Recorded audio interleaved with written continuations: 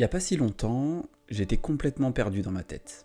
Le cerveau en vrac, plein d'idées, mais aucune direction claire. En fait, chaque jour, je me demandais si j'étais vraiment fait pour entreprendre ou si j'étais juste trop sensible pour ça.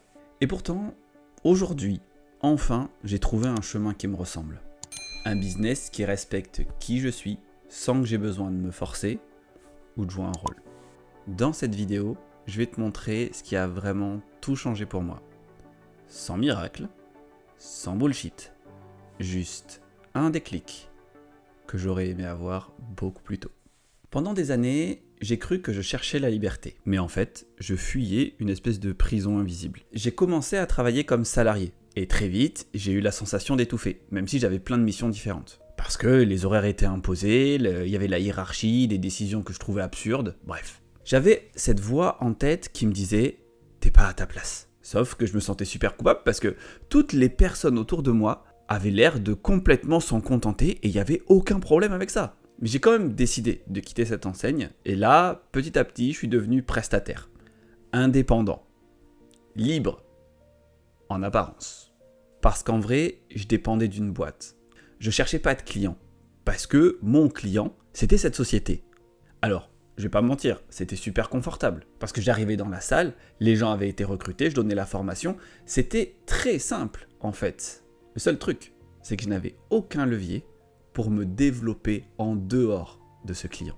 Donc, c'était confortable, oui, mais je n'étais pas libre.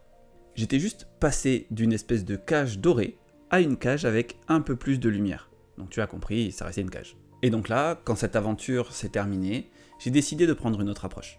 Celle de l'association, s'associer avec des partenaires pour créer quelque chose. En l'occurrence, la société existait déjà.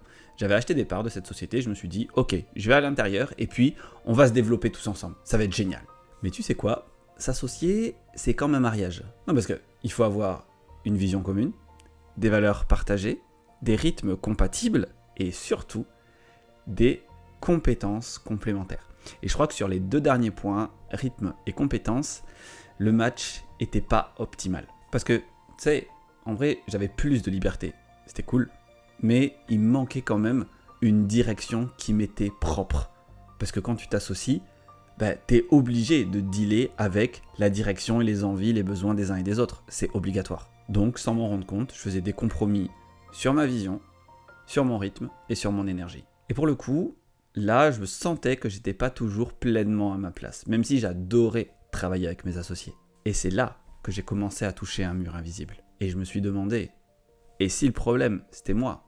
Parce que j'étais entouré de deux personnes extraordinaires, vraiment. Et donc finalement, notre aventure s'est arrêtée, on s'est séparés, et j'ai continué à avancer sur ces questionnements. Et si le problème, c'était moi? Et en fait, non.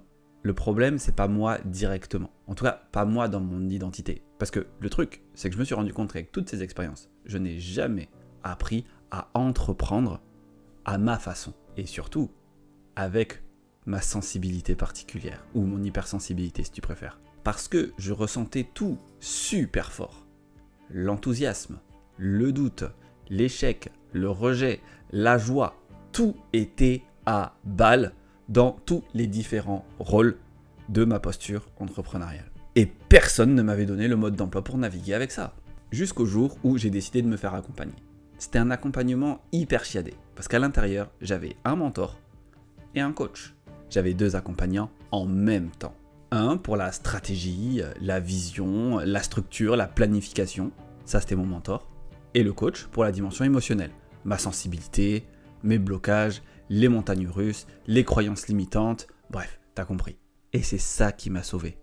Parce qu'on te dit, sois plus structuré, ou alors, écoute ton cœur, mais jamais les deux en même temps. Quand t'es hypersensible et entrepreneur, t'as besoin des deux. C'est pas un ou, c'est un et.